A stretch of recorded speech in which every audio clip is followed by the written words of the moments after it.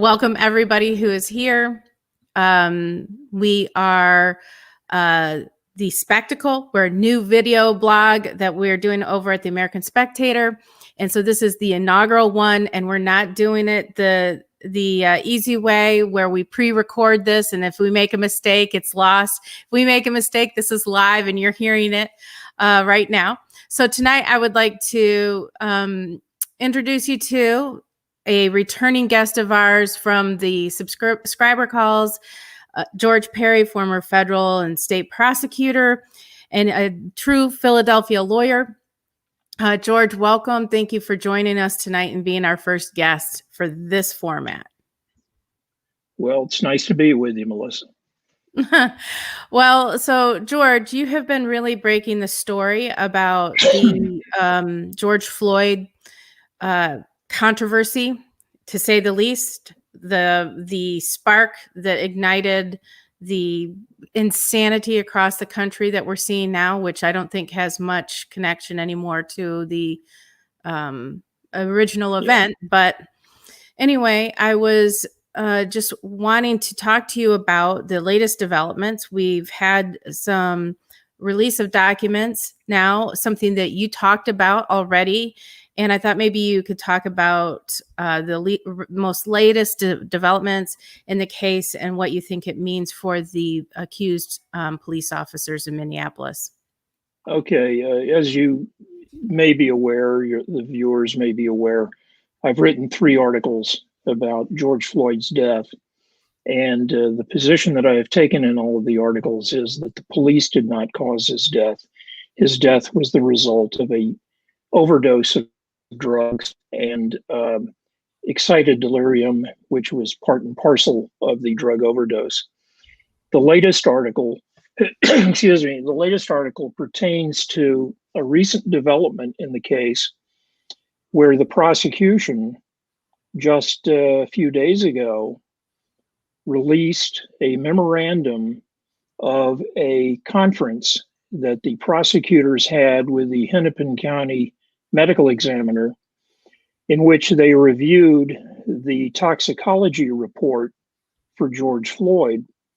Now, what's so interesting about this is that the charges, the murder charges, were brought against the police officers before the toxicology results had been obtained by the medical examiner's office.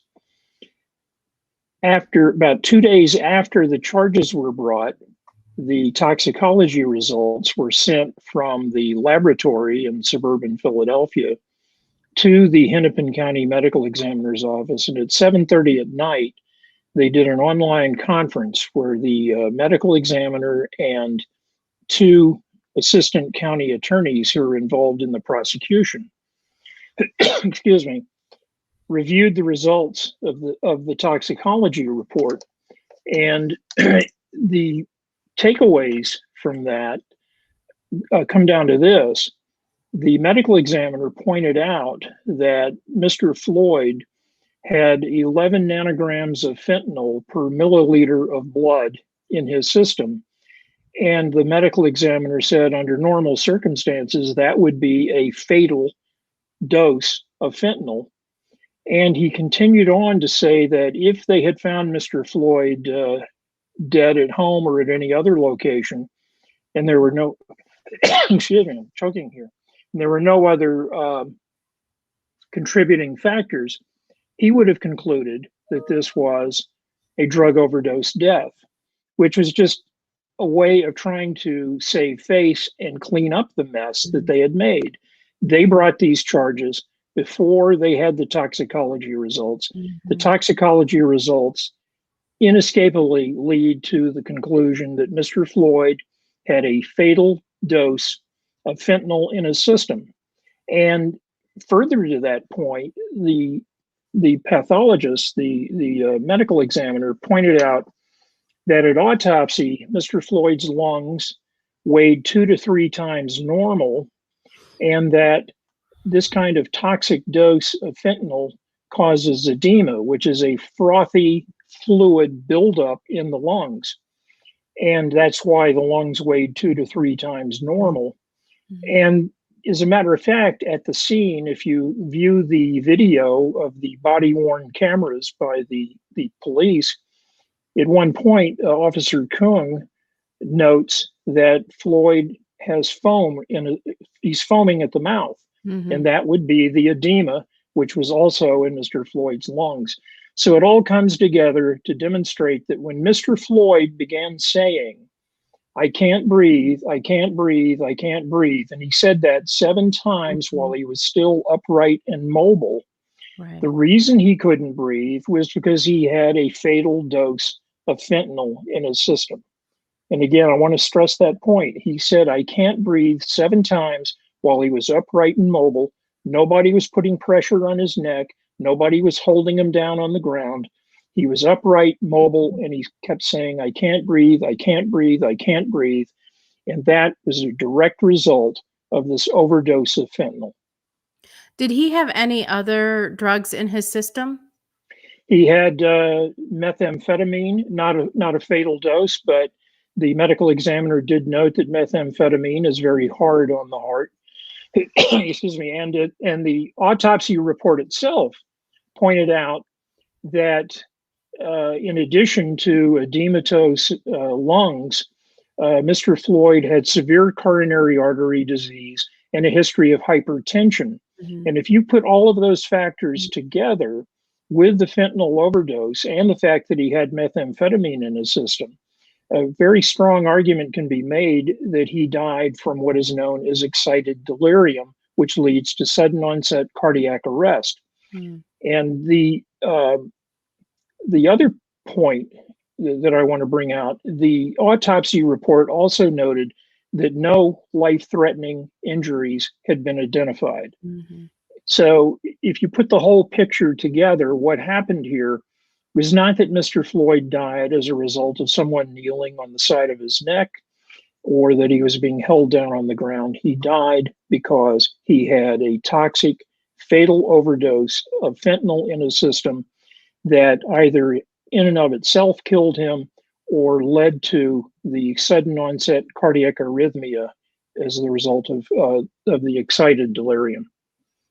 You know, one of the things that his case is kind of interesting. We've seen lots of pictures across the country where someone who has a fentanyl overdose is just like slumped in the front seat and the police come by and, you know, Right. if they're not dead.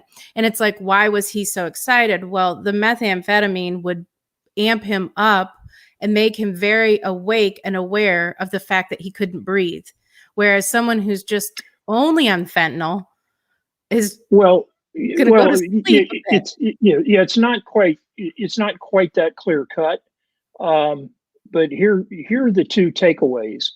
Number one, what caused him to be agitated? Well, he was agitated because the police had arrived, but he was also agitated because, again, while he was still upright and mobile, he was having great difficulty breathing.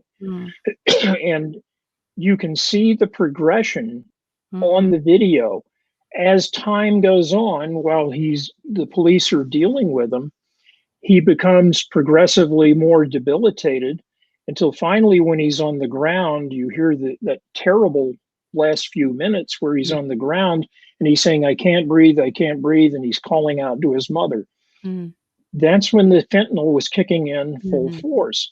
And that's when he became slumped over. I mean, as it said in the toxicology report, fentanyl is 80 to 200 times as powerful as morphine.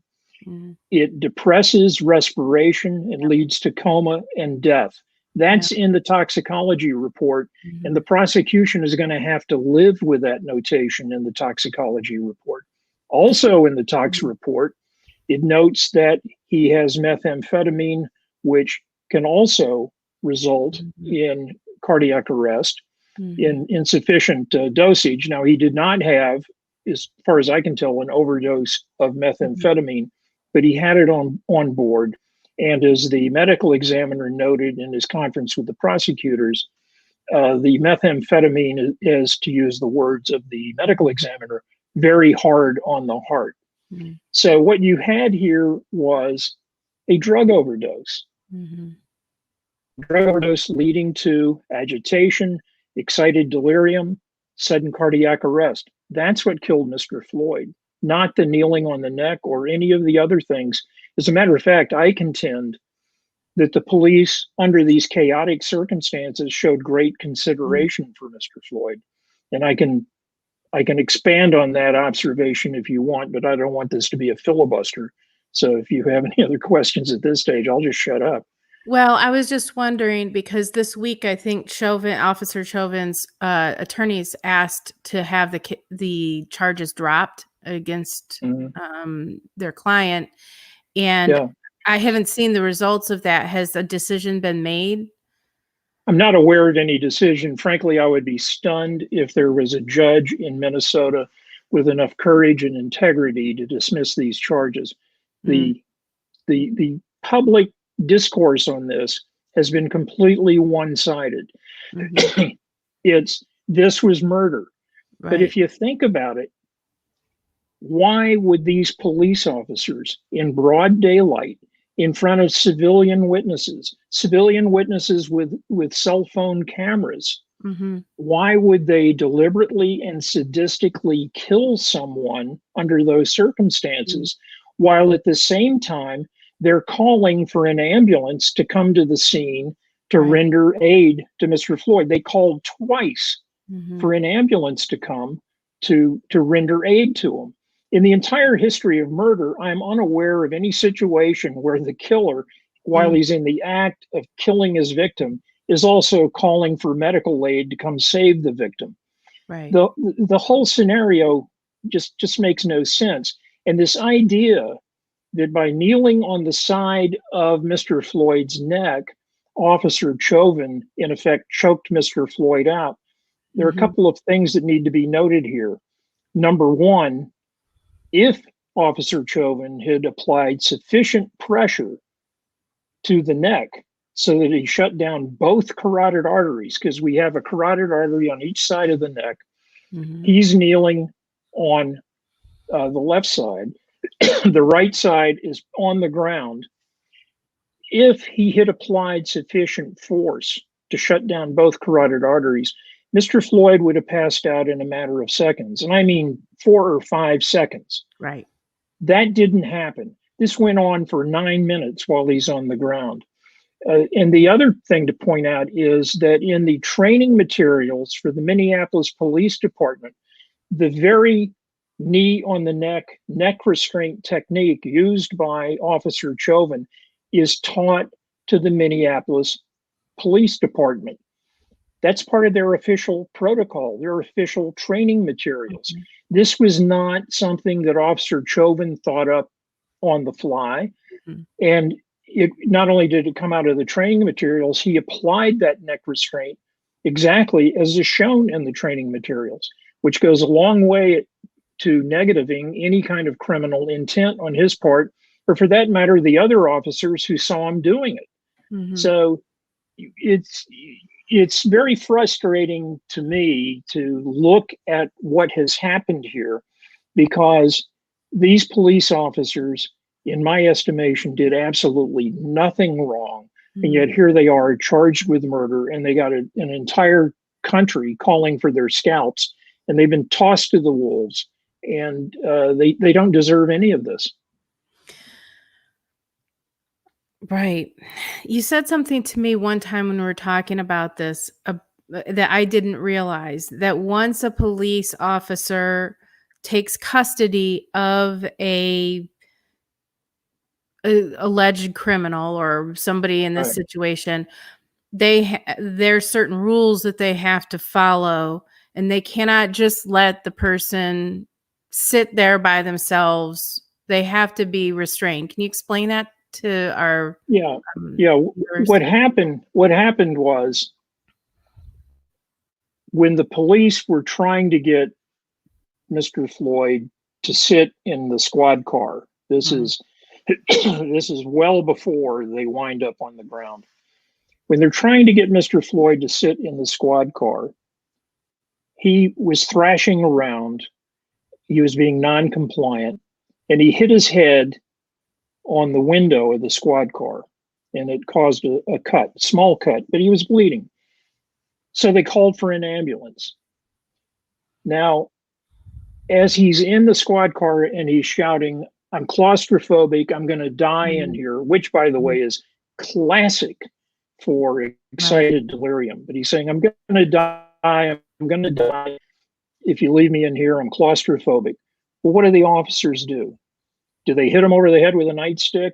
Do they spray him with mace? Do they use a taser on him to force him to get into the car? No.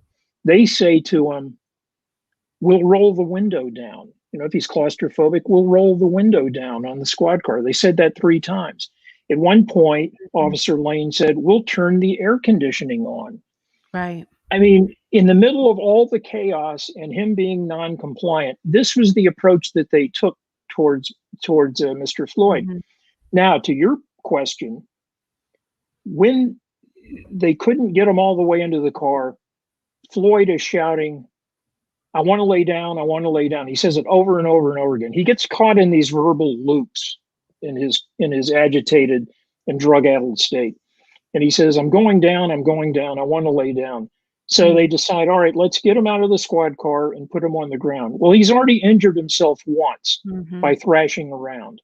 If they have him on the ground, they've got to immobilize him so that he's not going to injure himself again. They are obligated to try and keep him safe and under control until the ambulance can get there. So when they have him on the ground, one of the things that they did is Officer Chauvin used this knee on the neck restraint to keep him from raising his head up and down. And you will see on the tape, there are at least 3 times when Mr. Floyd's head comes up off the pavement and Officer Chauvin's knee rises with it. That is an indication that Officer Chauvin was not applying brute force to Mr. Floyd's neck, but he was trying to keep Floyd from banging his head up and down on the pavement. And they're obligated to do that. They have to keep the guy under control until they can get the ambulance. And it was while he was on the ground and while the police were holding him down and Officer Chauvin was kneeling on the side of his neck, not the front, but the side of the neck, just as he was trained, that they placed yet another call for an ambulance. And it was they stepped up the urgency. The first call was a code 2 for the minor head injury. They raised it to a code 3, and they get a radio call back that the ambulance is 4 blocks away. And at one point, Officer Lane says to Officer Chauvin, "Do you think we ought to roll him on his side?" Right. And Lane says, "No, he's going to," or Chauvin says, "No, he's going to stay put right here." Lane says, "Well, I'm concerned about the excited delirium or whatever." And Chauvin responds quite appropriately, "That's why we have the ambulance coming." Right. And then shortly after that, the ambulance arrives. And if you look on the tape, what happens? Chauvin immediately jumps up. The other officers grab Floyd. They put him in the ambulance. And Officer Lane gets in the ambulance and helps the EMTs provide CPR for Mr. Floyd all the way to the hospital. These are not brutal, indifferent police officers who set out to hurt anybody. They followed their training. They did everything they could to maintain Mr. Floyd, to keep him from hurting himself further. And they dealt with a chaotic situation that was deteriorating before their very eyes. And why was it deteriorating? Because he had a massive overdose of drugs in his system. He was agitated and he was at risk of sudden onset cardiac arrest. So that's what happened here. Nobody killed George Floyd other than George Floyd. Yeah. Meanwhile, in Minneapolis, the city is burned out now, and this has gone on for a couple months, where across the country we've seen all sorts of nightly violence in certain cities. Portland, Seattle seems to have calmed down, and of course Kenosha is burned out now. And Chicago's got its chronic problems. Certain cities have its chronic problems. New York crime is way up. And so it makes one wonder if these men can get a fair trial, if they could find a jury pool anywhere in the country that could be. And really, it seems to me that it shouldn't even get to that. This is something that so obviously was not caused by them, that he was dying from this drug overdose, that there was nothing they could do. Mm. Can he even get a fair trial? Or should they even go to trial? It seems like they shouldn't even go to trial. Well, number one, I don't think, as I said before, I don't think there's a judge with enough courage and integrity to throw the case out. That's what should happen. But I don't see that happening. And as far as a fair trial before a jury is concerned, number one, they're going to have to get a change of venue out of Minneapolis because, in my humble estimation, Minneapolis is a loony bin. And I am told by people who practice law in Minnesota that there are some suburban counties that are center right, and you could probably get a pretty decent jury in one of those counties. But here's the thing, we have had 90 plus days of rioting. We have had Black Lives Matter going out into the suburbs of Portland and telling people that they want their homes as reparations. People are being threatened and intimidated, and Antifa has been out of control, as we've all seen. So here's the fudge factor in all of this. Wherever you pick a jury in this case, anyone serving on that jury is going to have to wonder, if they vote to acquit these police officers, will the mob come to their home? Will the mob come for them? And that's a very real consideration.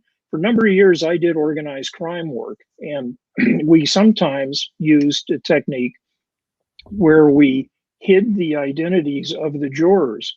Now, that was by no means a foolproof method.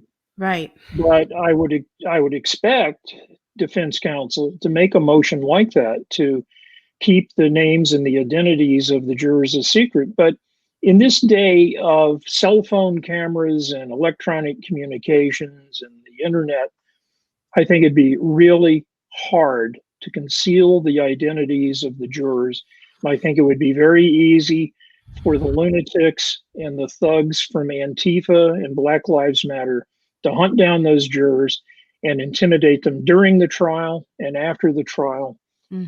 So whether or not these police officers can get a fair trial, I think it's doubtful in my estimation. Yeah. And the thing that is so infuriating about this memorandum that was just released, the meeting that the memorandum pertains to, where the medical examiner in effect said, hey guys, these police officers that you just charged with murder, well, Floyd died from a drug overdose.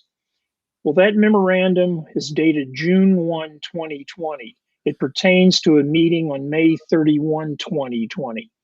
They didn't release that memorandum until last week, August 25. Right. What do you think might have happened if that had been released before all the looting and the rioting and the people running around screaming, I can't breathe, I can't breathe, as emblematic of just naked police brutality? Could it have helped diffuse the situation? I don't know. I mean, frankly, I think the rioting that's been going on, I'm beginning to wonder who's paying for all of this. You've got professional people running around. Anybody who can afford to riot for 90 days straight has got to be on somebody's payroll. So whether or not the release of that memorandum would have quelled the rioting or diffused the situation is a matter of speculation. I think it's been released much earlier than when it was, and it's very telling to me that the prosecution kept that memorandum hidden for all of these months while the rioting and the looting and the burning has gone on. Well, the thing is we'll never know that.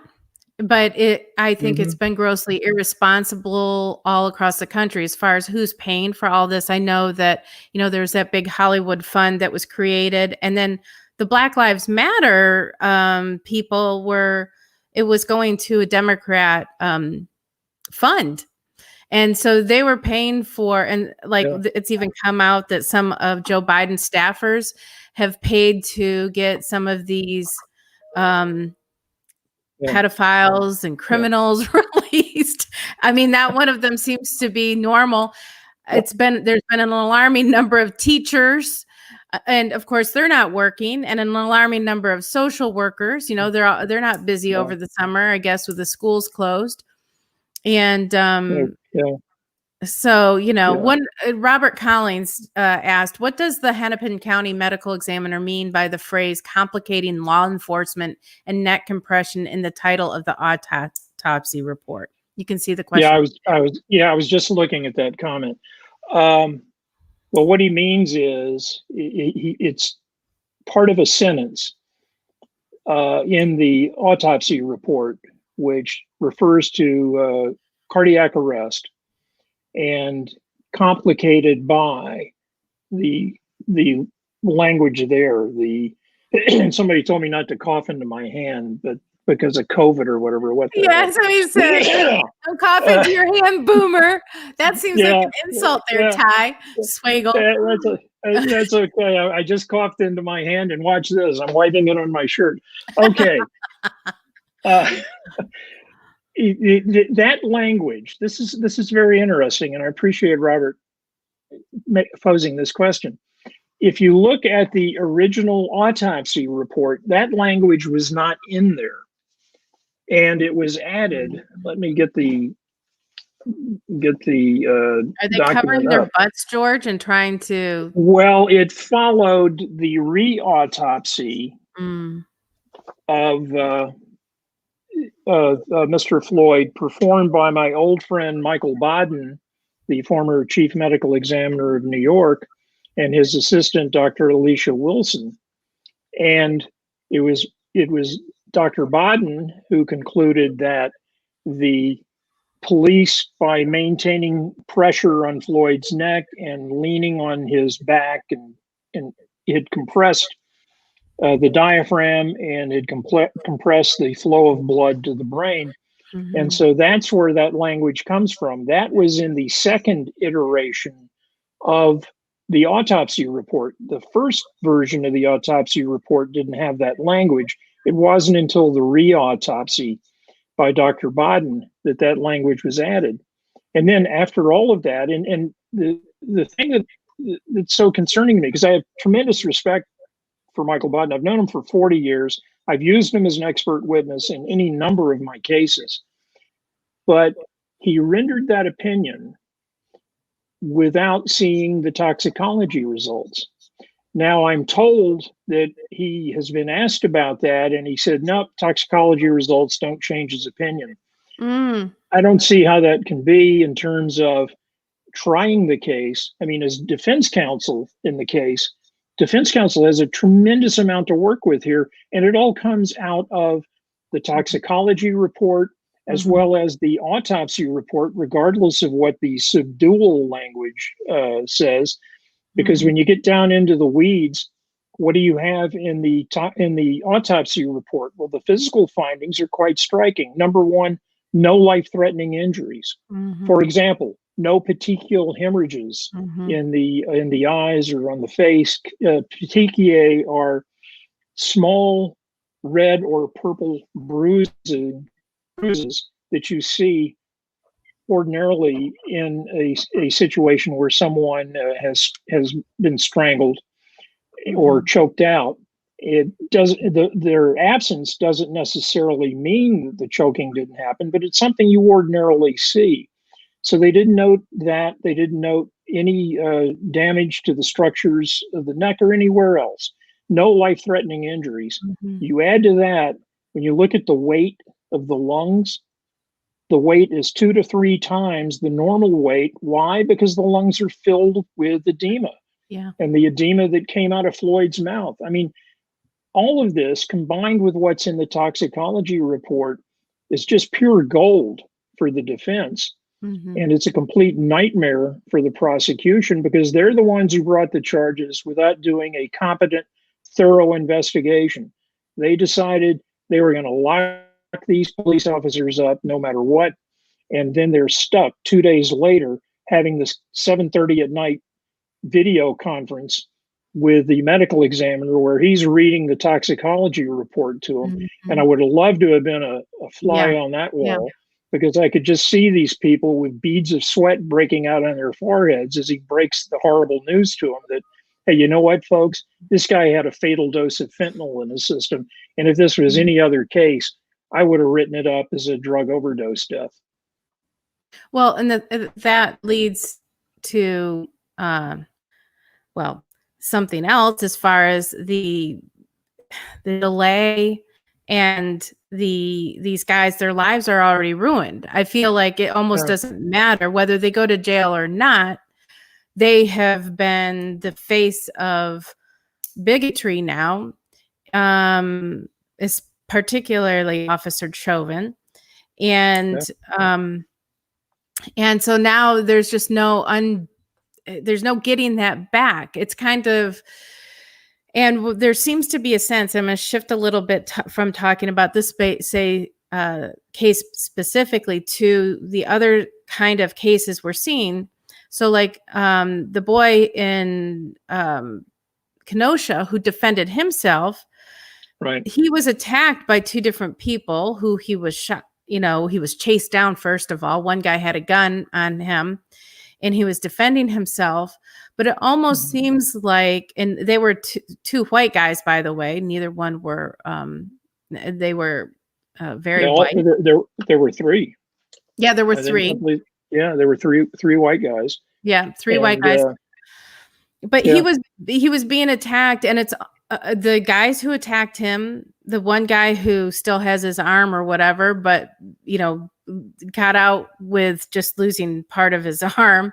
But he hasn't been arrested, and it almost seems like there's this kind of reverse racism against that the white people deserve it. Well, and we haven't really heard anything about the shooting in Portland. Same thing. A guy just shot in cold blood.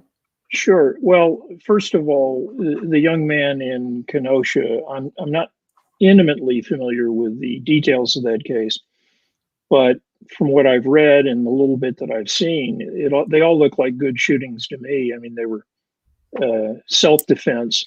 Mm-hmm. And the man who got shot in the arm, I have watched the video of that. Mm-hmm. That is a miraculous shot by that young man. Yeah, he's on the ground. He's been chased around by this mob that's out to kill him.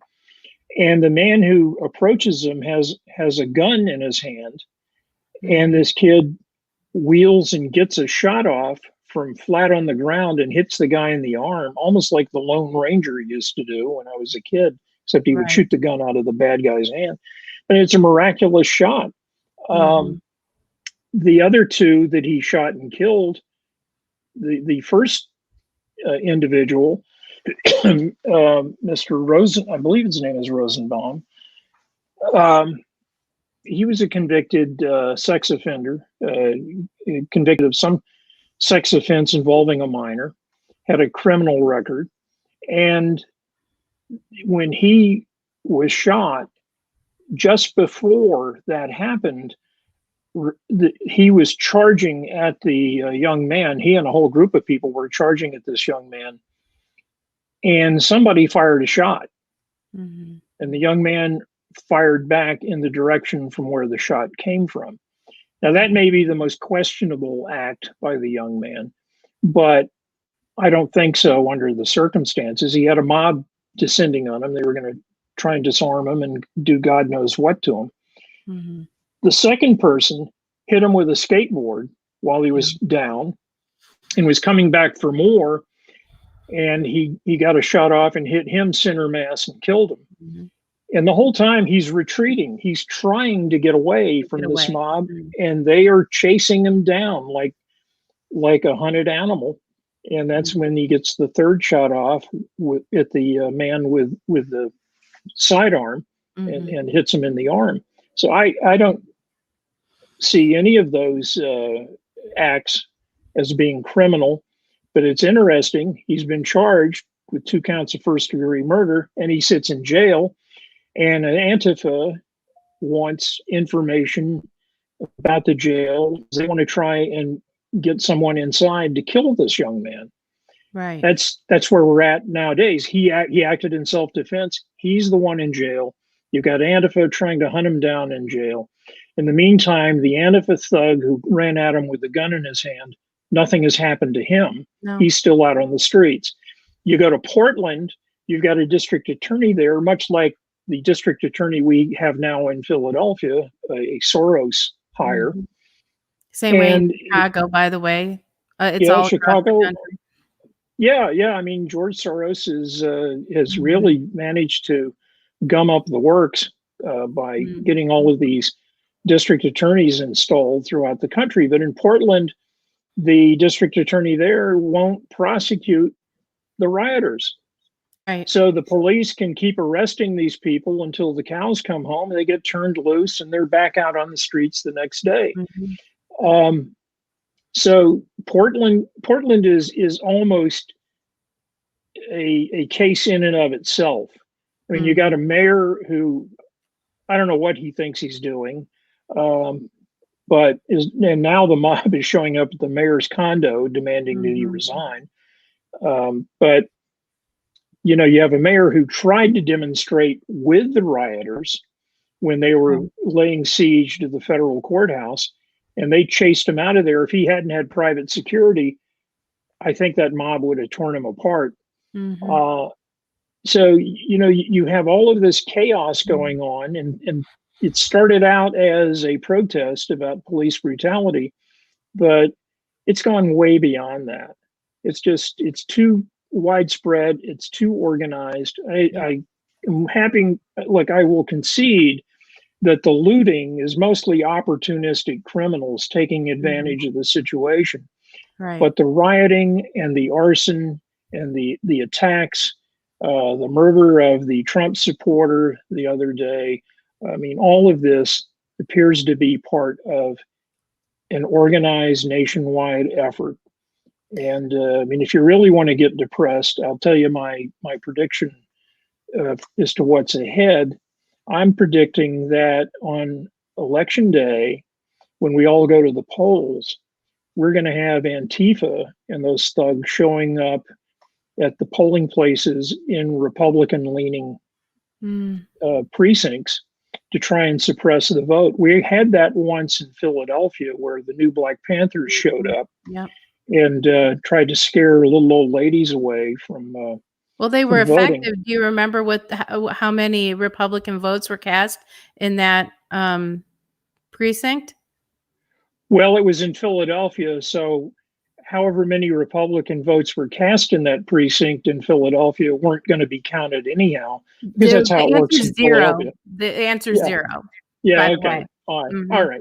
So, so no Republicans voted, and new Black Panthers. Not one.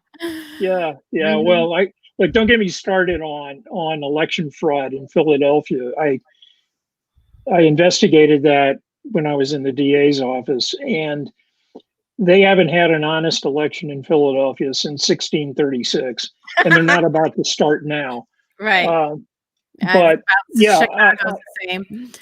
Yeah, but I think, look, I mean, the Democrats have at their beck and call now a paid army of psychopaths that they can sick on whoever they want. And that's going to be part of the overall strategy.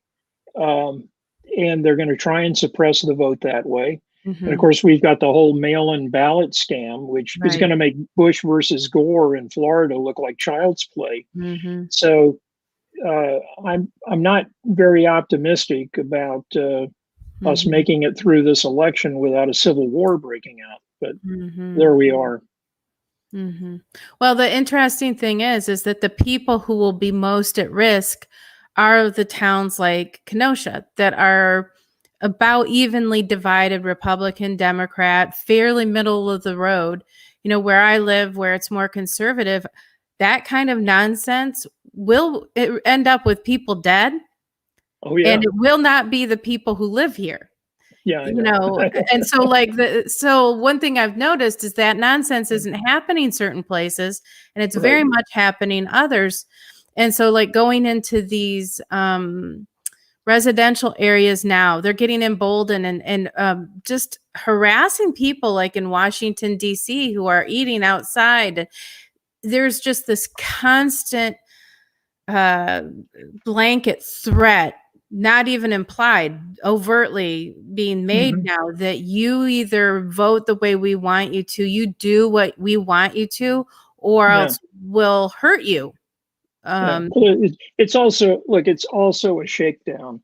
I mean, Yeah. they go to these restaurants, and it's basically, uh, you know, you do what we want, or we're going to denounce you as being racist. I mean, Black Lives Matter, I know it's a Marxist organization, but it's also a shakedown racket. And Mhm, it's just a refinement of the deal that Jesse Jackson had going years mm, ago, where mhm. people would pay him to be a consultant. And what did, you know, a consultant on racial matters, what did that mean? That meant that if you paid Jesse Jackson and his pals, then they wouldn't denounce you in public as being a racist. And I, Right. you know, Black Lives Matter has got the same deal going. And around here in Philadelphia, in the Philadelphia suburbs, there are Black Lives Matter signs all over the place. And I can't tell if it's just virtue signaling or if it's also people who are scared to death, and kind of like Passover, you know, they're putting in, like, you Mm, smear blood on the front door so the angel of death will leave you alone. These right. people are putting up Black Lives Matter signs in the hopes that their businesses won't be destroyed and that they'll be left alone. But yeah, these are unusual times. And what makes them unusual, as opposed to the rioting that we've had in the past, is we have a major political party that has been trying to profit or gain an advantage from the rioting. It's beginning to show up in the polling, and that may be enough to make the Democrats step back. But in the meantime, corporate America has dumped millions and millions of dollars Mhm, into the coffers of these organizations mhm. because they're trying to buy peace. You know, leave our company alone. Here, have Right. some money. And look Mhm. how woke we are. Look how virtuous we are. Right. So they're among the constituencies that are funding this this nonsense. So we have a very dangerous situation on our Yeah. hands. And I understand what you're saying. I mean, I grew up in an area where if these people showed up and tried any shenanigans, there wouldn't be quite as many of them left after the first 10 minutes as there were who arrived. Mhm. But that's not the case It's not. in places like Philadelphia, New York, Chicago, Mhm. Seattle, Portland. Mhm. Oh, wait, I did it again. um, You and might wanna get that checked there, George. I think it's COVID. Excuse me. Well, thankfully, you're in Philadelphia, and I'm in Texas, and I can't Yeah, keep you and your uh, COVID there. yeah, yeah. Well, don't get me started on COVID. I'm I'm uh, I'm a COVID denier when you get Are right you a down to COVID it. denier? Interesting. Well, have you seen the data out of the CDC now that it's just been 9,200 people have Yeah, died from COVID alone? Like the rest of the deaths, which is like 150, 60,000 people, have yeah, were they a good chunk of them were going to die anyway. yeah. So, How about that? How about, mm, what a shock? I mean, mhm, as you know, Melissa, I've written a number of articles about mhm, COVID for the American Spectator and hydroxychloroquine. mhm, Um, and writing those articles, I've been in touch with physicians throughout the country. mhm, Um, and one guy, he's an emergency room physician, and he told me this goes back maybe 6 months ago. He said that they had a patient come in who had been shot in the head. The patient also tested positive for COVID. He died in the emergency room. They wrote it up as a COVID death mm, because guess what? A hospital gets paid an extra $1,900 for every COVID admission. Yep. And under the CDC guidelines, they're not saying that you died from COVID. It's if you died with COVID. So they had a guy shot through the head. He also had COVID. So that goes into the CDC COVID death number. And this physician said the only thing we did wrong was we couldn't keep this guy alive long enough to put him on a ventilator. Because if we had had him on a ventilator and he had COVID, we would have gotten another $3,900 on top of it. Anybody want to wonder why we're getting all of these non-COVID deaths reported as COVID deaths? There is a bounty being paid for this. And we have these crazy rules out of the CDC where people who are dying from comorbidities, like, that's a perfect visual right there. The people who are dying from this are old people like me, and usually old people like me with comorbidities who were about to check out from their comorbidities, but they had COVID at the same time. It's the whole thing has been a disaster, not the disease itself. The disease itself, compared to the seasonal flu, I think, COVID is not a risk for children. It's not a risk for just about everybody, except for old people with comorbidities or people with comorbidities, no matter what their age.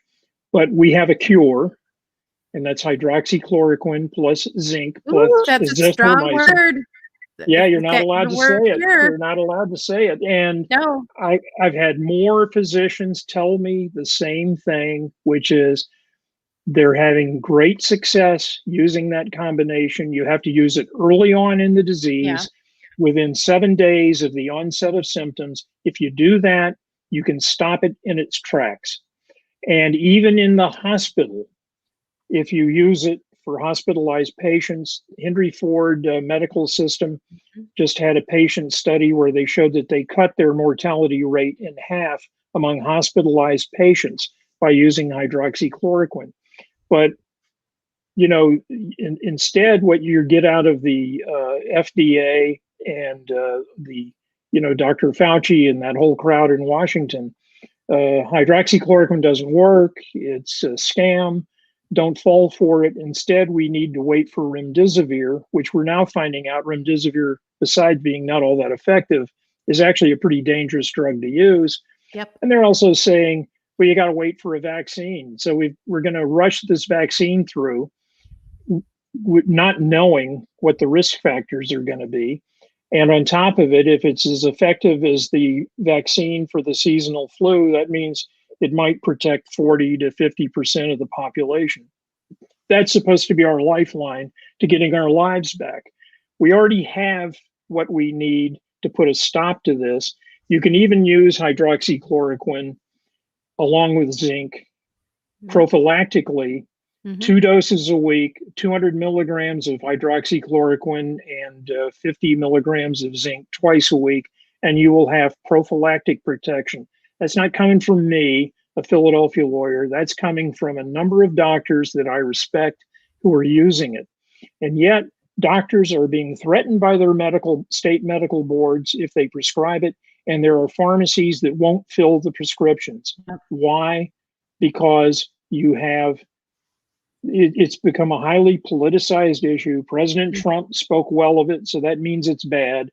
And on top of it, you begin to get the sneaking suspicion that the big pharmaceutical companies don't want to see anything get in the way of their payday with their vaccines and remdesivir and similar new treatments that they're coming up with.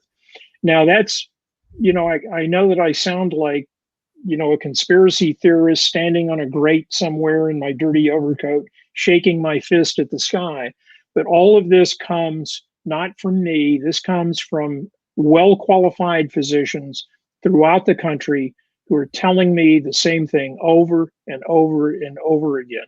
We have the cure. We have the prophylaxis. We're not being allowed to use it. And when the history of this pandemic is written, the question is going to be, why did the medical establishment, the pharmaceutical companies, and the government come together to prevent people from having access to a cheap, effective, widely available treatment and prophylaxis? That's going to be the big question. Well, the answer to that, I think, is because Fauci is on the board of the company of remdesivir. I mean, this is the thing that most people don't understand is that the most of the doctors at the CDC, they're giving out these grants often to themselves or colleagues who are working at certain companies doing research. And so there's not a whole lot of incentive because a course of hydroxychloroquine is cheap. Nobody's making money on it. And it's $20. available and it's safe. So it's $20. $20. Right. Like I took hydroxychloroquine for 3 months years ago when I went to Africa, and I went to see an infectious disease expert, because I had to be inoculated for all of these weird tropical diseases. Right. And he gave me a prescription for hydroxychloroquine. There was no electrocardiogram taken. There was no warning that it can cause cardiac arrhythmia. It was just, here, take this stuff, start taking it 2 weeks before you get to Africa, take it the whole time you're there, and take it for 3 weeks after you've come home. And that's what I did. I was on it for 3 months. There were no side effects, no cardiac arrhythmias. My nose didn't drop off. I didn't go crazy. And it's been approved. It was approved in 1955 as an anti-malarial, and it's been used for rheumatoid arthritis, and it's been used for one other disease, and I can't think of it right now, and my brain is blocking on it. But it's very commonly used, and it's safe for all of those applications. And there are no EKGs required, no special testing, no nothing. It didn't become a deadly drug until Trump said, hey, I think this stuff could work for COVID. And the next thing you know, you've got, Dr. Fauci, the same day that Trump expressed some hope about hydroxychloroquine, Fauci said, I wouldn't take it outside the confines of a clinical trial. And they were off and running. And you had all of this crazy talk on CNN and elsewhere about, oh, it's a deadly drug, you're risking your life. It's utter nonsense, absolute utter nonsense, but it's all been part of a very successful campaign to deny people access to the drug. And by the way, Dr. Zev Zelenko, the physician from upstate New York, who came up with the original hydroxychloroquine cocktail of hydroxychloroquine, zinc, and azithromycin, he recommends that if you can't get hydroxychloroquine, you can get over the counter a food additive called quercetin, Quercetin, quercetin. And that is an ionophore, just like hydroxychloroquine, and it aids or potentiates the zinc that you take with it, and it gets the zinc into the cells where the zinc runs interference and the zinc kills off the virus. So according to Dr. Zelenko, and again, this isn't coming from me, but this is coming from Zelenko, who has been right all along, take quercetin and zinc and azithromycin, and you can do that. You can take the quercetin with the zinc, vitamin C, and vitamin D3 prophylactically, and he believes that will work fine. Are you doing that in your personal life, George? I sure am. I am too. Good. Well, there you go. That's why we're so. I mean, the thing is, as soon as this happened, I did a deep dive into all the research, and I was like, okay, what can I do prophylactically to help myself? And I had known that I was vitamin D deficient from other testing that I'd had. So this is good, just good general advice. Most Americans, by the way, are zinc and vitamin D deficient. And so even with like the fortified milk and stuff, so you need to, and especially as we age, we absorb less. Yeah. Well, now here's a question from Robert Collings. Is there an autopsy report out there by Dr. Bodden that confirms what he said at that press conference? I've looked for it, but can't find it. Robert, I can't find it either.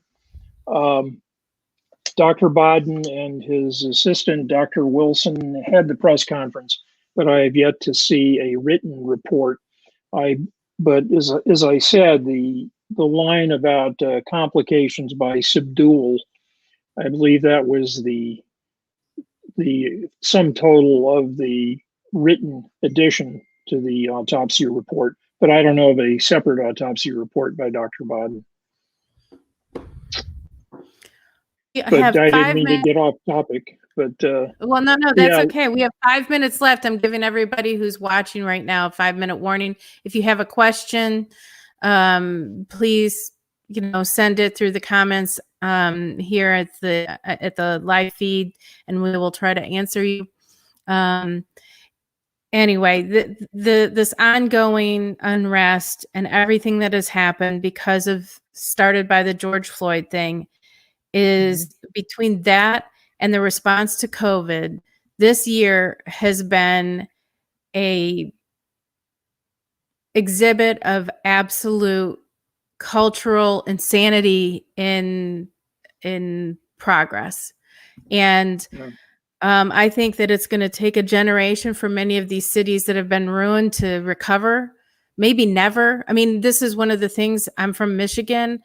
Detroit used to be a vibrant city. Yeah. And if you look at the population data, it continues to decline to this day, and it's been over 50 years. And that's 2 generations at least. Sure. Well, look, I mean, and that applies to so many cities in the North. I mean, people are migrating to Florida and Texas and other states, excuse me, where the tax structure is radically different than it is, say, in a place like Philadelphia, where they have a tax on a tax on a tax, and in return for which you get nothing other than corrupt government. Detroit is just a hollowed out shell. Yep. And again, they're all examples of what bad governance can do. And I was born and raised in Atlanta, where the business community was the city government. And the idea there was that the city government existed to promote business because they wanted to draw population in. They wanted it to be an economically viable city. Now, this is going back some time ago. Right. And when I came north and wound up in Philadelphia, the model seemed to be that the business community was the host that was fed on by the government. Right.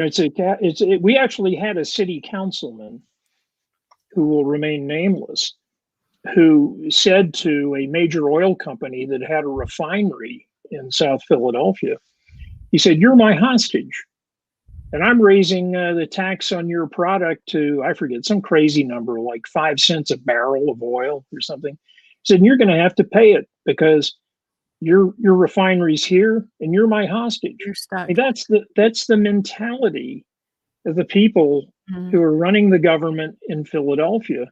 They just think that they can keep taking and suck the business community dry. Well, people are leaving. People are leaving Philadelphia. They're leaving a lot of these cities. And the rioting that we had in Philadelphia and the looting has only hastened the departure.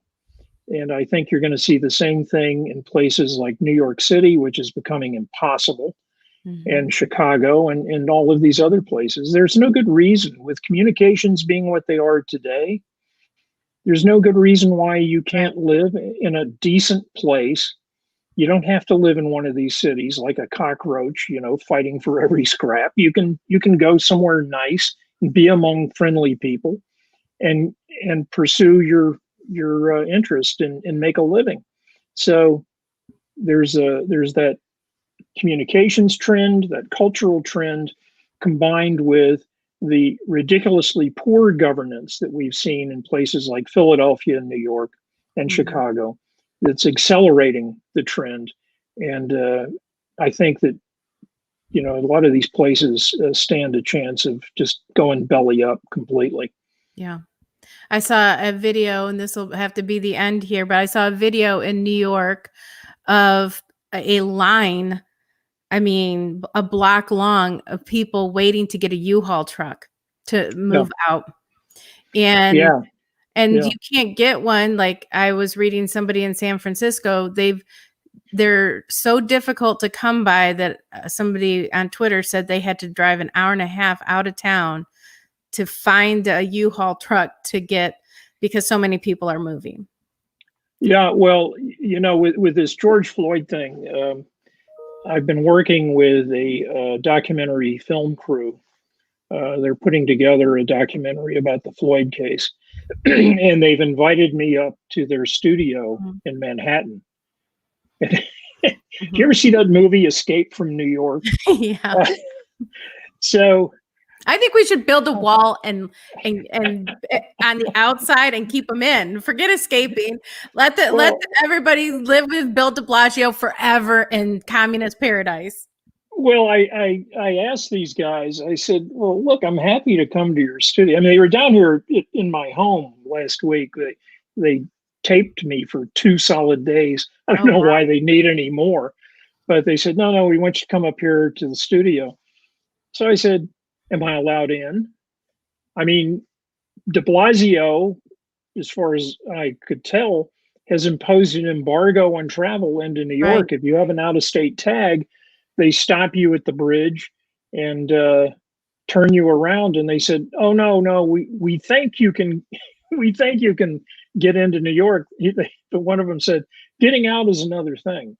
He said, "You might be here for 14 days." And I said, "Oh, great." But I hope they were joking. Train from Philly? What's that? Can't you just take the train? I could, I suppose, and I probably will. Make them pay for a limo. Make them pay for a limo from Philly. Yeah, there you go. There you go. Well, that's what we're dealing with. We've got lunatics running all of these cities. Philadelphia, we have a lunatic running the city. We have a George Soros DA. The place has become dystopian, and nobody in their right mind would live there. And I tell you right now, people are leaving every day, and they're not looking back. No. On that happy note, I thank all of you. I thank you, George, for joining us tonight. It was informative as always. I thank all of you who are listening and who've joined us. I appreciate it. Jim Lakely, he's a friend of ours from Heartland, the Heartland Institute. Thanks for coming, Jim. And thank you to everybody else who was here tonight. This was our first, vlog, video blog, podcast, video podcast, however you want to call it. So thank you all for being a part of it. Thank you, Amo, our trusty producer, who was throwing up the clips for us and working out the tech stuff. He's our tech guru at the American Spectator. Oh, and I would just say that if you haven't become a subscriber, I just want to show you. Let's see. Sorry, perils of home. Everybody, here we go. Latest cover of our latest magazine. Right. And if you haven't become a subscriber, just go to the americanspectator.org/subscribe. Sorry about the lighting there. Knocked it over. And become a part of the American Spectator family. So thank you all for being with us. And we will see you next Tuesday, probably with a new guest. It's every Tuesday night we'll be doing this. So thanks all for joining us.